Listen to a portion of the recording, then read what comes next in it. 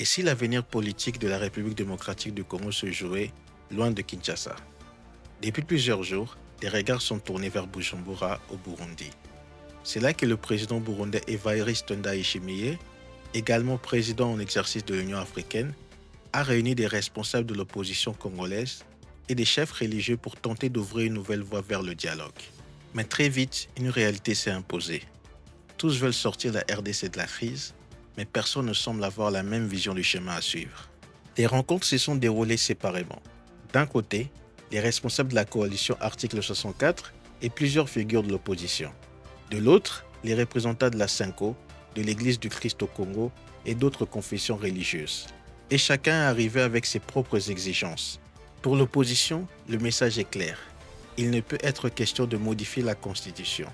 Selon elle, toute discussion politique doit commencer par le respect strict des textes fondamentaux du pays. Cette position est devenue une ligne rouge que plusieurs leaders refusent de franchir. Les responsables religieux, eux, ont adopté une approche différente. Leur priorité est de créer un climat de confiance entre les Congolais. Ils estiment qu'avant de parler des réformes ou de pouvoir, il faut d'abord rétablir le dialogue, réduire les tensions et remettre l'intérêt national au centre des discussions.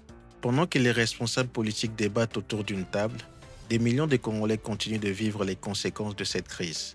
À l'est du pays, des familles entières ont été déplacées. Des enfants grandissent loin de leur école. Des parents ignorent encore quand ils pourront rentrer chez eux. Et dans les plus grandes villes, beaucoup se demandent une chose très simple. Quand la politique laissera-t-elle enfin la place aux solutions? Car derrière chaque déclaration officielle, il y a des vies humaines qui attendent des actes, pas seulement des promesses. Le Burundi n'a pas choisi ce rôle par hasard. Pays voisin de la RDC, il subit lui aussi les conséquences de l'instabilité dans la région des Grands Lacs. En prenant cette initiative, le président Ndayishimiye cherche à rapprocher des acteurs qui, depuis plusieurs mois, peinent à trouver un terrain d'entente. Mais une question reste entière. Ces consultations peuvent-elles réellement déboucher sur un dialogue national? Ou ne s'agit-il que d'une étape supplémentaire dans une longue série de tentatives de médiation? Pour l'instant, aucune décision majeure n'a été annoncée, mais une chose est certaine. Les divergences entre les différents acteurs sont désormais clairement affichées.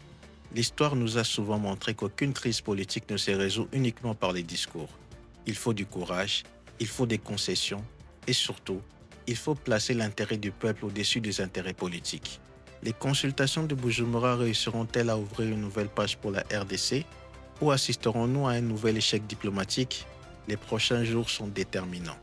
Et vous, pensez-vous que les responsables politiques et les chefs religieux finiront par trouver un terrain d'attente pour sauver la RDC? Partagez votre avis dans les commentaires.